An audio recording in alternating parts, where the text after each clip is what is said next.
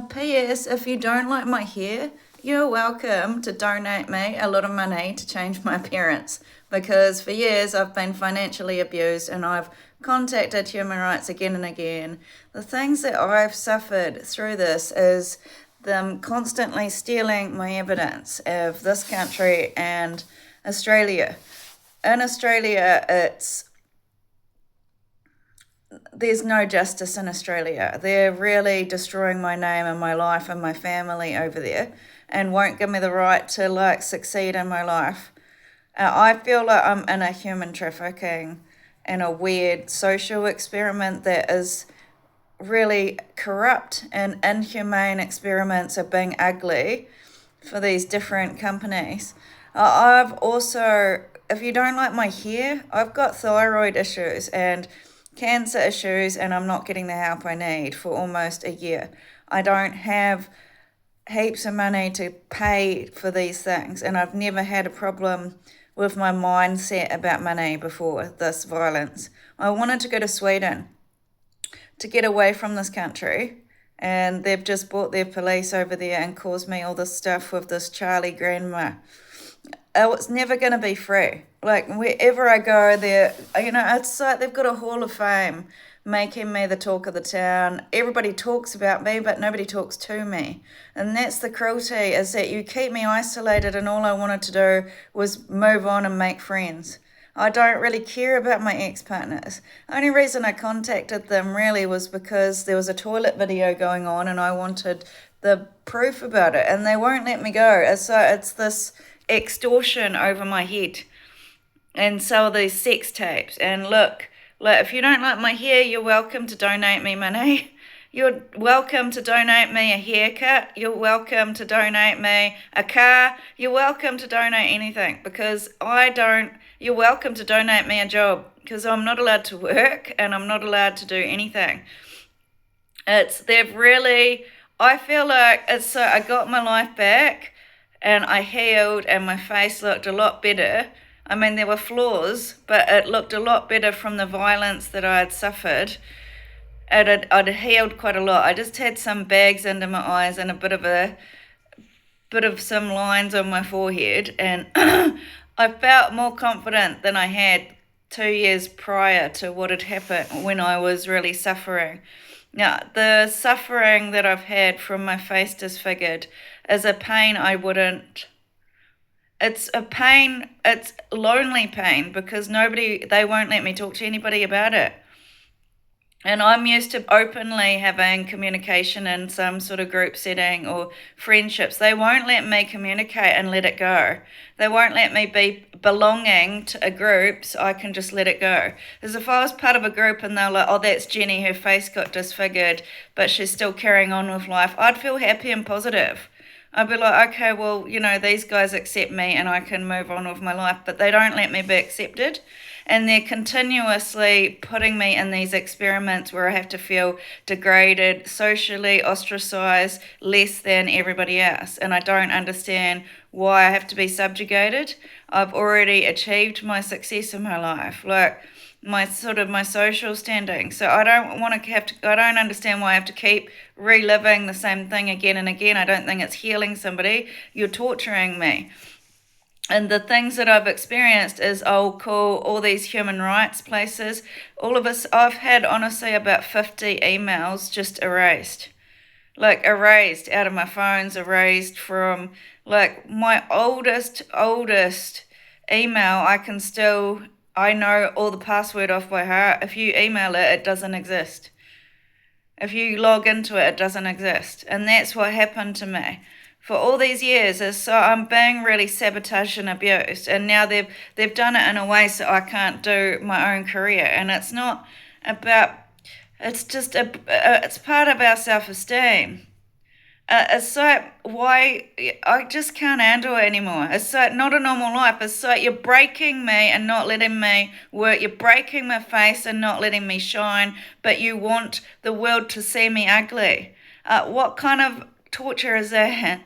I'm asking, if you want to change my life help me, because they're making enforcements that I have to be enslaved in front of everybody. Like the appearance thing has been really milked all these years. I'm not kidding. It's milking and milking and milking something really empty. Like they won't let me have my right I was a social person around a cafe, my mum's cafe. Can you imagine how much energy and people you're around all the time? So then, after I went through the abuse, I started to go to church because it's my way of connecting to people, and I don't really disagree with some of the stuff that I learned in church. And I don't. And now it's so in the middle of this, I'm getting really persecuted that I'm not a good Christian, and it's so now they make me feel like I'm not even allowed to be an intellectual. So I just sit there and talk and swear now because I can't communicate. I can't fit in anywhere. You won't let me express myself. You got all this weight on my shoulders. You won't let me achieve anything. You won't let me be part of a community. You won't let me see my family as torture. You can't keep me like this. And to torture me that girl's prettier than me all over the internet and make me pay this Trump massive tax bill when he's a racist, like this racist Trump bill. So I think, what some of the black community are trying to make me feel like I should be on their side because Trump's racist. But at this stage, I've got gripes with both sides, and it's not anything to do with her skin colour. It's the fact that I got treated really bad down in Christchurch with sexual violence and real discrimination and all this other stuff, and they were a big part of it. And that's the reason I had this big problem. But overall, I've really got a problem with the fact that they stopped me from getting the help I needed, and I don't like that, I don't like that I got kidnapped. I don't like that I'm being, really, if you hate my hair, you can donate to get me a haircut. Because it's like $80, and you can imagine being stuck on a benefit, and I wasn't a beneficiary. I've got skills in design, I've got skills in creative things, and I've got skill creative things like designing, making a logo, and I'm not talking about an app. I can build a logo on a computer, on a graphic design program, but I don't have a computer. All these things take money, and every time they cut out my stability, that's why I can't build again. And so it's kind of like they keep saying, oh, rebuild your life. It's 7 years. I'm tired of every time building and these guys coming along with their cyber pimp gear and blowing up everything. I'm being digital trafficked by these gangs, and so I don't know what to do. They're saying that Donald Trump gave me the hit, and that it was all to do with Poppy, that massive bust, saying that I'm really ugly now and I don't deserve love. And I didn't. I guess the thing is they hid a lot of that, and I didn't see that. So I think what's happened is it's the attitudes have got into me with the other family, because they're more probably surrounded near the situations that I go to. They're probably more in tune with all the social supports and things like this. So maybe they are more humane than the Trump administration. And I want to understand why, it all got sealed down in Christchurch, that massive campaign. But the thing is I've got a thyroid issue. This dries out your hair and stops your nutrients in your body, and that's why your skin starts looking dull. And I can't heal alone. You can't keep me as somebody that's a family-orientated person that needs interdependence on other people alone all the time. They've also taken away my future and my inheritance of my own life. My mum would have left me part of that house. My mum, would have helped me get back on my feet. My sisters would put time and energy, but my sisters are used to build their empires. My mum's used to build their esteem, and I'm left alone. So I feel like you've killed me again and again and again, and that's why I keep saying I want the right to die. It's not a cop-out. There's no way out. There's no way, there's no future. The peace is to sit alone and make sure everybody else gets the wealth that I built. And I'm like, well, why did I waste my life for 40 years? they've got all these doctors making out I'm mentally ill. They've got all these, it's not just that. It's I've been trafficked in a taxi all these years, like sexually assaulted, and I'm just saying, how would you feel? I don't feel like I've got any control over my life. Like they just keep destroying everything. I want control over my life. I wanted because I like to control my life. They've made sure I've got an uncontrollable life. Like I like to have routines. I like to do house care with people, and I can't. I like cooking and all sorts of stuff, and I can't do these things. I'm skilled in it. I'm skilled in cooking. I'm skilled in like nursing, like aged care nursing. I'm skilled in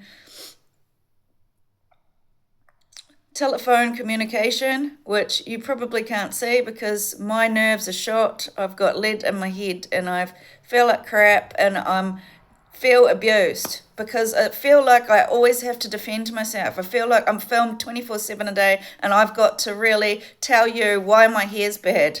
Like I shouldn't be publicly like under a magnifying glass for 7 years. It's torture. I don't like it, and I don't like that those rich kids from this group of guys like just have been abusing me out of my own country, abusing me in the public eye, abusing me and taking advantage of somebody that had a disability. But I was not like completely, I'm not like, I don't call it a disability. That's what they call it on paper. But for me, it's just I've got a little bit of an issue. That's not a big deal, but you want I can't do anything though, because they just pour everything into the public. You can't speak, and the things that I need, the basic things, are being denied, which is torture. Like I'm basically, and if I call human rights, I get all these texts and it goes nowhere. If I called, like, say Anna, and I got a new SIM card, it won't go through to her. But if I did a test and I contacted some of the people around the supermarket and asked them to call her, and it goes straight through to her phone. And this was a new SIM card, and I filmed it, but they've erased the videos of it. I might try it again, like, because they've really, like, cut communication off with anybody that I've ever known in my life. Same as if I call any of my sisters, it goes to some other body's phone number.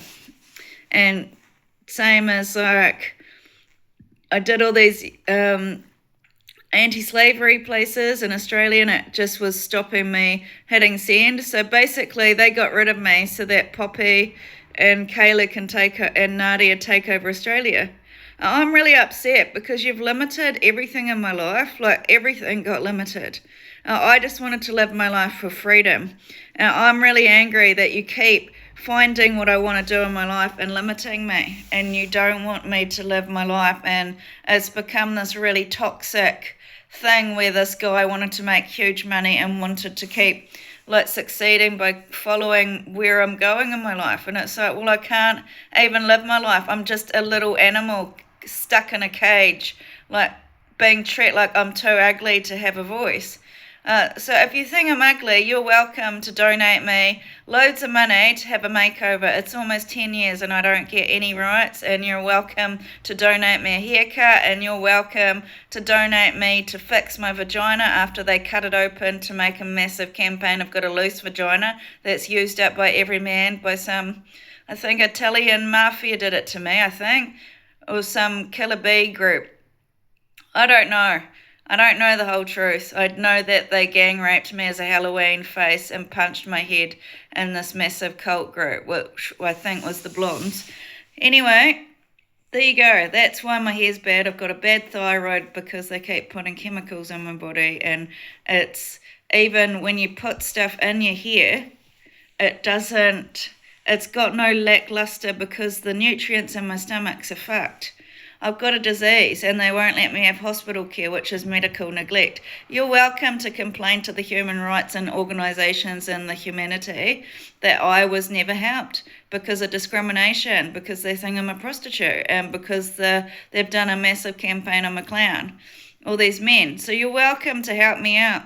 You're welcome to go on the other side of being discriminating and judging me and sitting there bullying me and mocking me, you're welcome to stick a hand in and to change my life, because that's the thing. They're dehumanizing me to the point where I'm not allowed a future. They are holding me hostage to keep me as a dog insurance. They're holding me hostage so that I can't do art. They've taken, like, that Trump administration just killed me all over Australia and murdered me, and I've been murdered here, like in Christchurch, of my whole future. That why would you love her? Only love Poppy and only love Lauren. And that love was for me. Like, that was my grandfather's generational love passed down to my family of mum and then passed down to me, and I don't get any of it. So I'm just saying, if I don't get anything, I don't see the point of being alive, because your government's taken my future, and these gangs run the town and keep me in a toilet video and keep me mocked and outcast. I don't really see the point of it. And if this is a massive test whether I believe in God and Jesus, I do. I just don't. I mean, I don't, is there a higher purpose for it? Maybe. I just can't see it because I've been tortured too long. I can't use my higher mind and my wisdom anymore, because I just can't. I can't detach from the situation. It's painful. I'm usually somebody that will detach from a situation if it's strange, or if it's painful, or if it's conflicted, to keep the peace and to try and find an intelligent way out. There's no intelligence. It's just constant bedlam. It's constant. And you may think, I'm just in my house, like, it's quiet. What are you complaining about today? Oh, because it's like years and years of built up, like, unheard cries when there's violence, unheard cries when they stop me getting the support system I need it. And, they've done this. I know in Auckland they were doing a French apartheid. And they were, and I've had proof about it, and they stole the devices. They did a massive French apartheid that I was less, and they've got South African armies, a force in Auckland, and they've really made me less quality than those Asians, and they really stopped me having any support. They were going, love us more, and paying everybody to love them. So what am I meant to do? So I can't play a game that I don't know what the game is. I didn't know they were doing that. Otherwise, I would have been like, here's $2. Love me more too. Love me more too. Here, look at my tits. Love me more too. I love Jesus. Like, look at my tits. Love me more too.